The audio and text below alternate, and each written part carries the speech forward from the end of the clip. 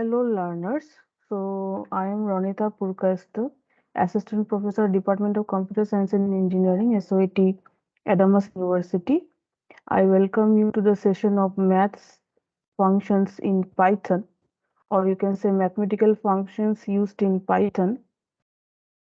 So let us start off our session today with a brief overview of the different type of numerical functions and the numeric functions that we have in Python.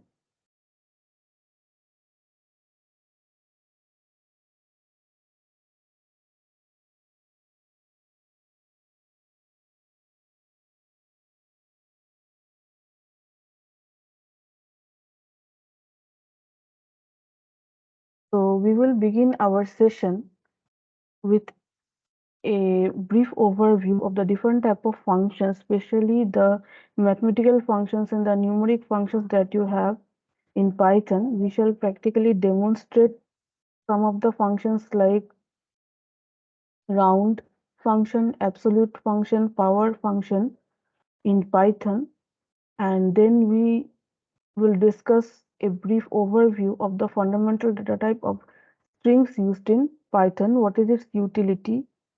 How can you define a string and how to declare a string in Python?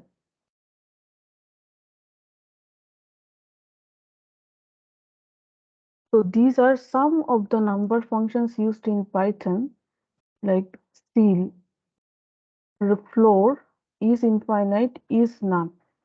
The ceilx function returns the ceiling value. That means if you pass any number to the ceil function, then it will return the smallest integer which is greater or equal to the number which is passed to the ceil function. Floor function, it will return the floor value. That means it is the largest integer which is less than or equal to the number which is passed into the floor function. Then we have the isinf or the isinfinite function. It checks whether a function is infinity or not, whether it is equivalent to infinity or not. And then we have isNone function which checks whether x is not a number.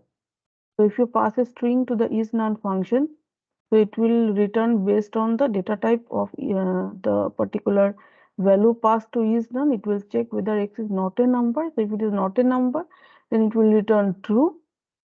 Otherwise, it would return false. So these are some of the number functions used in Python. Next is the power and logarithmic functions used in Python.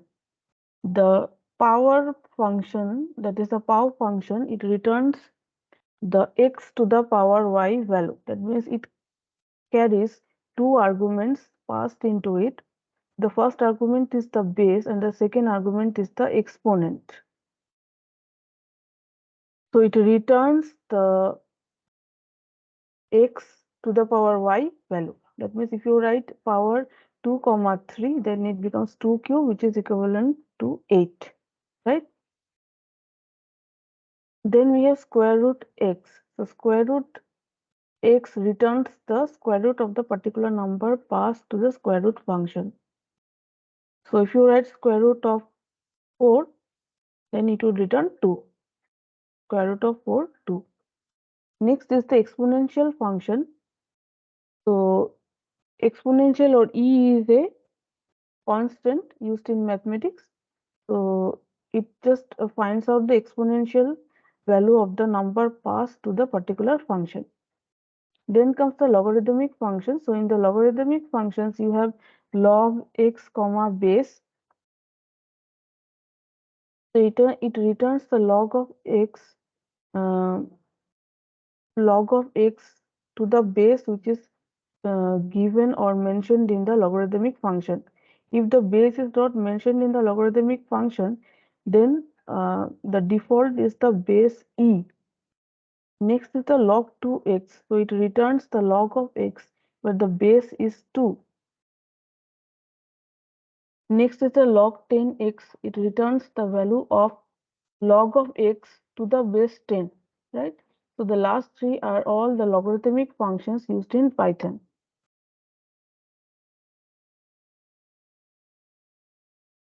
So next we are going to see a brief demonstration of the following three functions, built-in functions used in Python.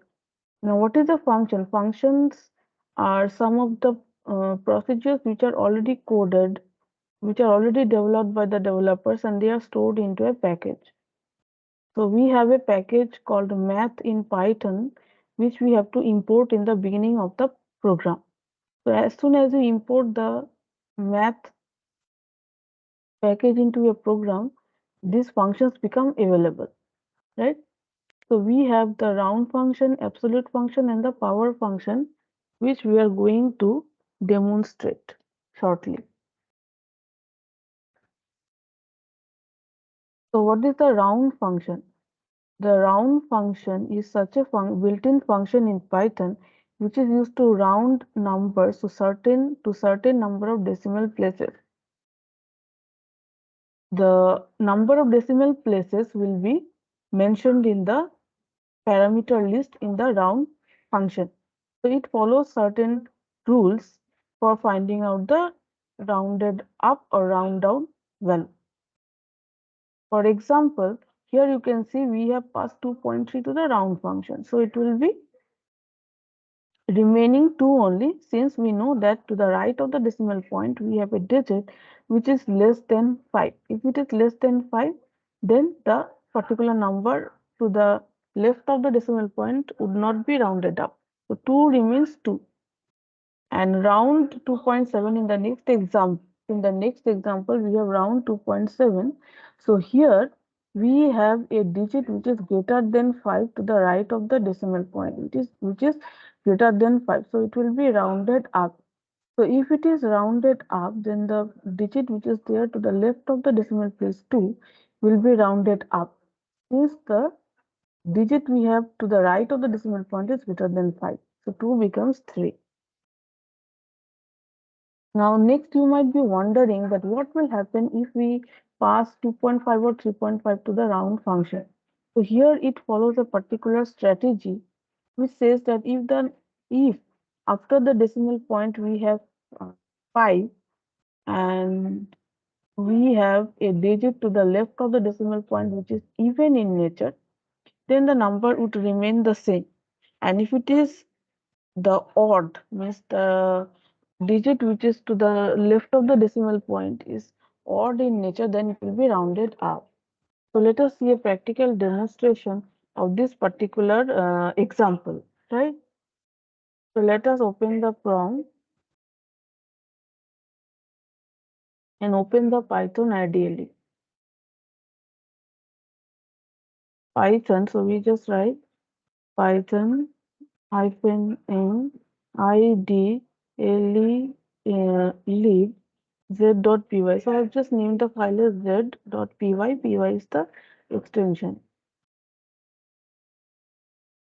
So we have opened the particular script, Python script. So I'm just writing it here, the code. Then we want to round, suppose 2.3. This thing we want to round and we want to store it here. We store it here and we want to print A. We want to display the particular value of A, right? So we are saving it and we try to execute it. So you can see we have got 2.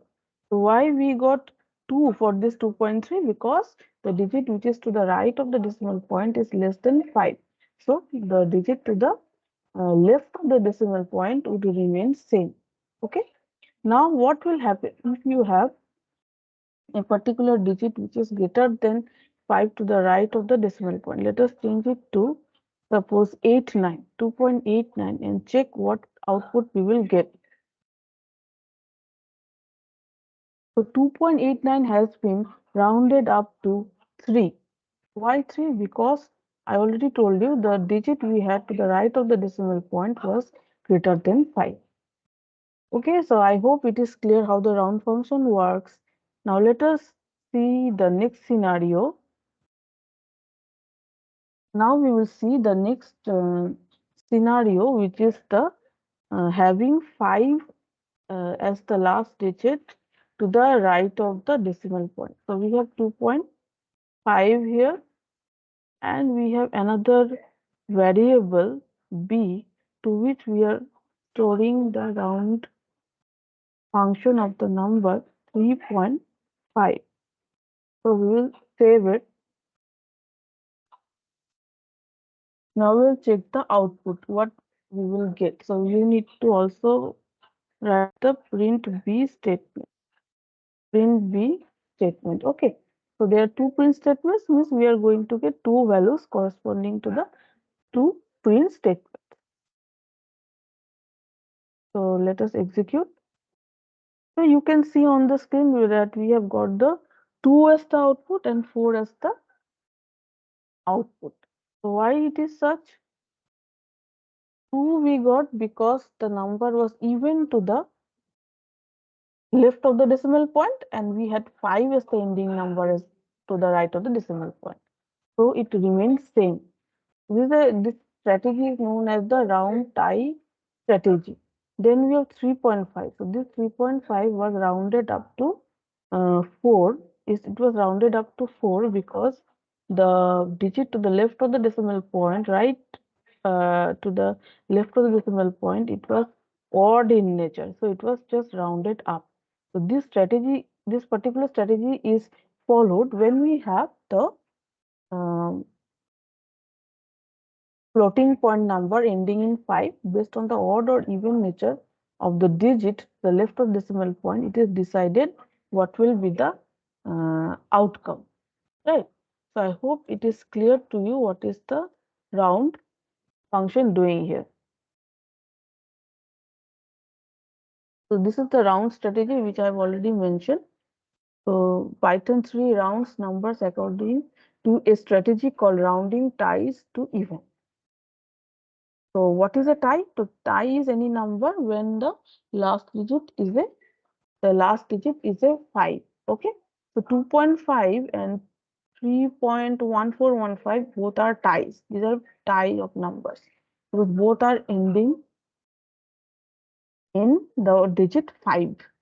But if you compare 1.37 or 2.34, these are not ties. Okay. So when you round ties to even, you have to look at the digit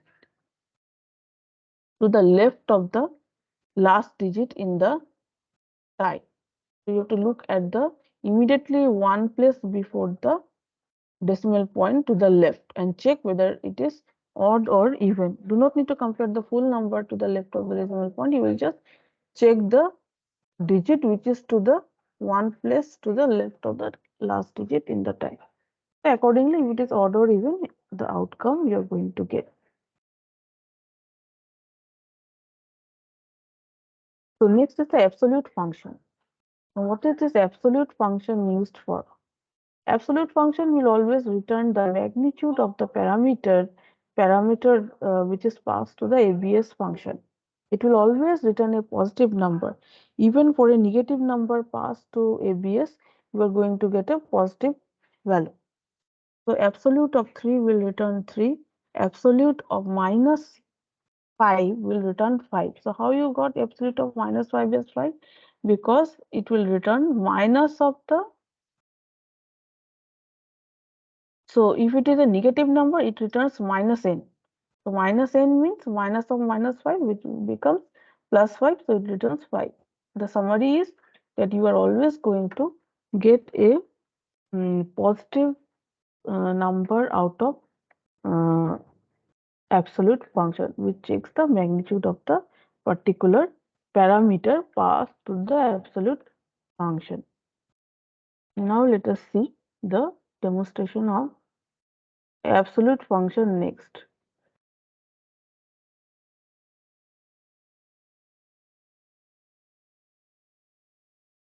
So we will write here a is equal to abs, suppose 5, and we have b is equal to abs minus 6. So now save the code and run it, execute it. So you got the output as 5 and 6.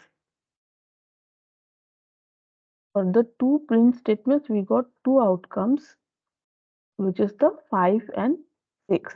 So why we got 5? Because a positive number 5 was first. And why we got 6? Because minus n will be returned. So minus n means minus of minus 6, which is plus 6. Okay. So I hope the particular concept of absolute function in Python is clear to all of you. Similarly, we have next function, which is the power function used in Python. Now, power function actually takes two arguments. Why we require two arguments to be passed to power? The first one is the base. First parameter is the base, and second parameter is the exponent. So if you write 2 comma 3, it means it will be 2 cube, and 2 cube will give the answer 8. You can also have the exponent as a the second parameter exponent as a negative number minus 2 or minus 3. So 2 comma minus 2 means it is actually the 1 upon 2 square. So 2 to the power minus 2 means 1 upon 2 square, 1 upon 4, which is equal to 0.25, right? So let us see the particular demonstration of power function.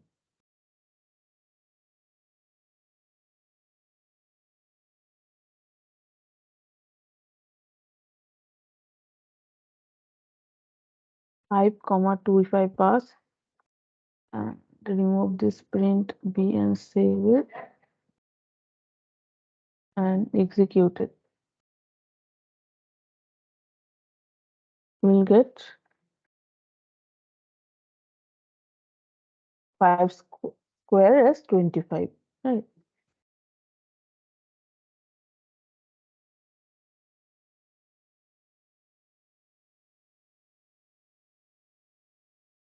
Next, if you have b is equal to, let us check with the negative exponent. So we have 2 comma minus 2 and execute the particular script. Print b. It will return 0.25. Already I have explained how you got the 0.25. This is the corresponding output we got.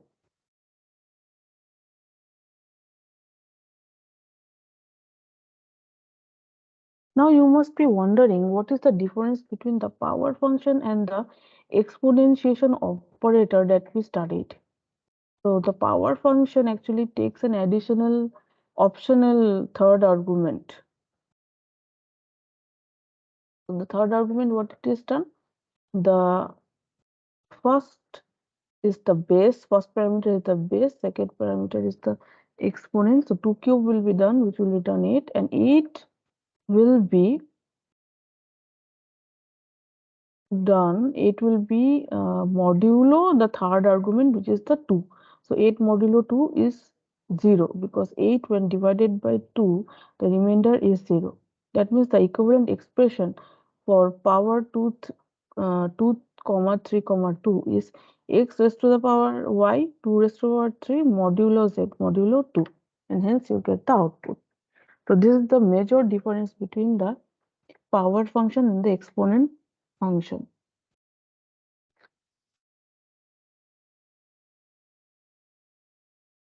So we have discussed some of the mathematical functions used in Python. Next, we will study the string data type.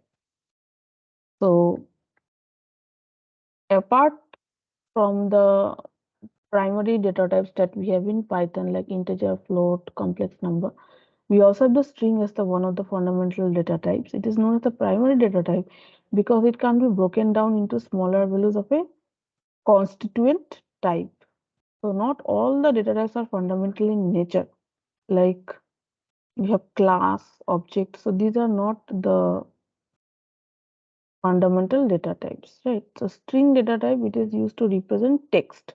So in the earlier programs, we have written print hello world or print welcome to India. So that particular parameter which we pass to print function was a text, and it can be enclosed within double quotes, single quotes. So you can use anything, any of these symbols to enclose the text, right? So if you want to check what is the data type of the particular text, then you can use type function as we have used in the earlier experiments also. So we can do different type of manipulation with string data type. Okay. So what does a string contain? String contain characters, which are individual letters or symbols. Like your name is a string, your home address, your office address, your residential address. These are all of the type string data type because they contain some characters, which can be a letter, which can be a symbol, and these strings have length, right? So length means how many number of characters are stored into the string, and these characters have a particular position, have a particular sequence in the string. So each character has a particular position number in the string. So let us declare one string and print it.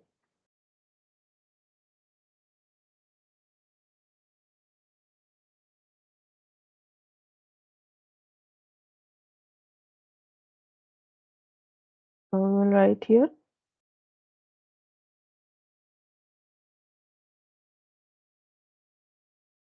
Python program and just print it. So you can see the corresponding text is displayed. So it was a very straightforward type of code written. So next we want to check the type. Print, use the type function type and pass the particular variable here. So you will get, see, we have got the class str. So what is str? Str stands for string, and it's a particular data type to which the text Python program belongs. Okay, this is the corresponding output we got. Next,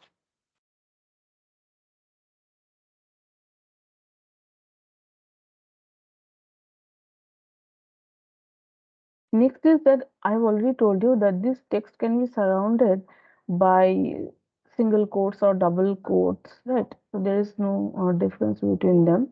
You can use any type of quotation marks. These are equivalent.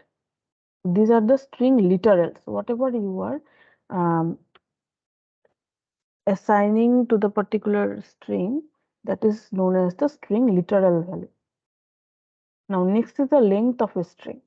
So, how will you find out the length of a string? Just you need to have the use the length function, alien length function, and you will be able to see the length of the particular string. So if you're passing ABC, it contains three characters A, B, and C. So the corresponding outcome is 3. So length is a built-in string function, right? And if you have some string separated by space or having apostrophe or any other special symbol, then those all the things will be, all the characters will be counted. Right? Don't panic. Here you have 11 characters, including the space and the apostrophe A. So single quote and the space. So you got the length as 11.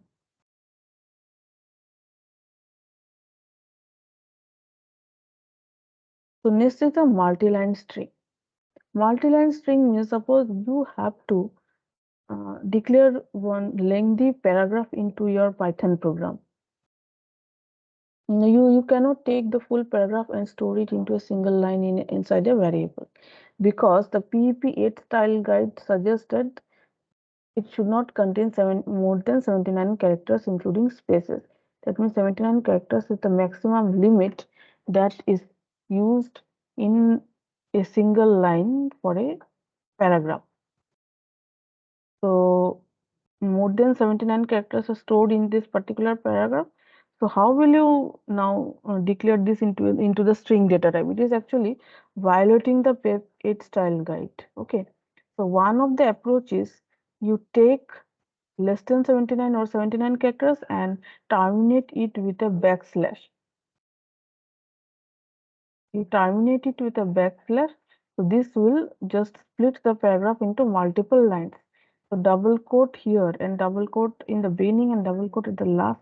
The full thing will be taken up as a text, as a string, as a paragraph, and each of the line terminated by a backslash means it is a multi-line string. Another easier approach to handle multi-line string is that they can be created using triple quotes, or they are the delimiters which can be used. So just use it in the beginning of the paragraph and at the end of the paragraph, and your job is done. Okay, so let us see one demonstration.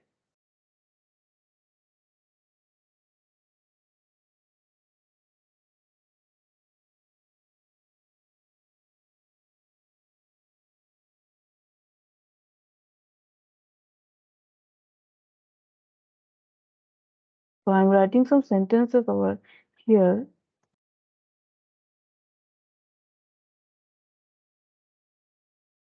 Machine learning, AI, and data science.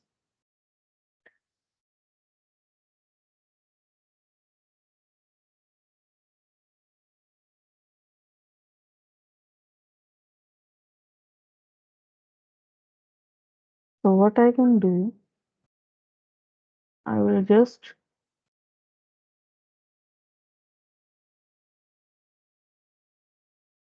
end it like this.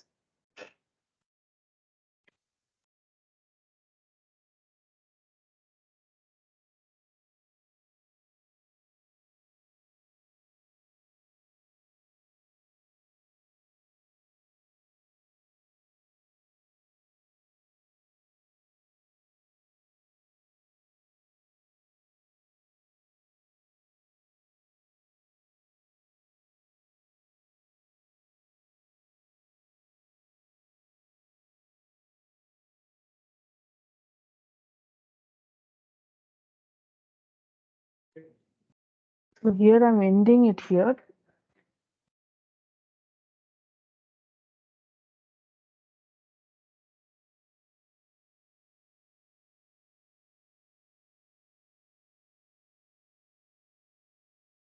Let me see if it is successfully printed or not, it is displayed or not.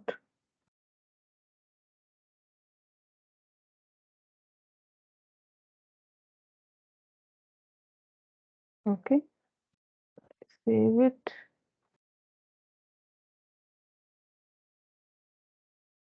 So it is successfully printed. Okay, multi-line string. If you want, you can remove this backslash.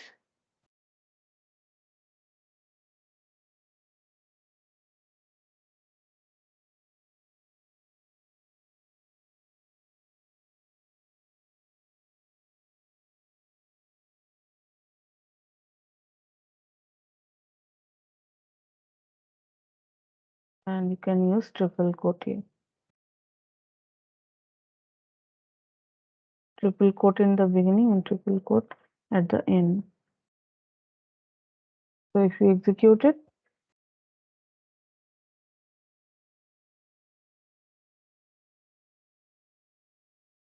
so I just redone some redundant text right there.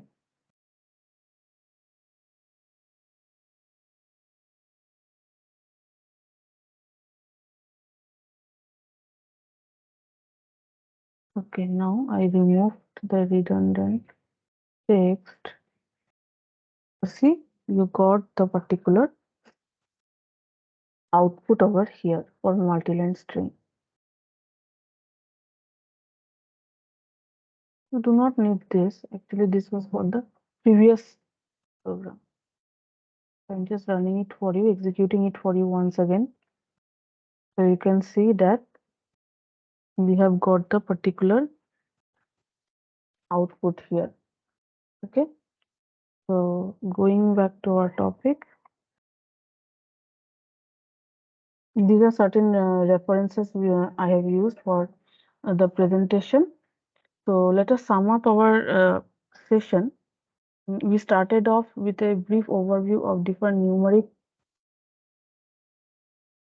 functions and logarithmic functions used in Python. We had a short demonstration of how to implement the absolute, power, and round function in Python. After that, we studied the difference between power and the exponentiation operator. What is a string? What is a string, and how to create a string, how it is a fundamental data type, and the definition of string, the examples, and we had a brief demonstration of how to create a string, and we saw how to calculate the length of a string, how to use length function, inbuilt Python function, and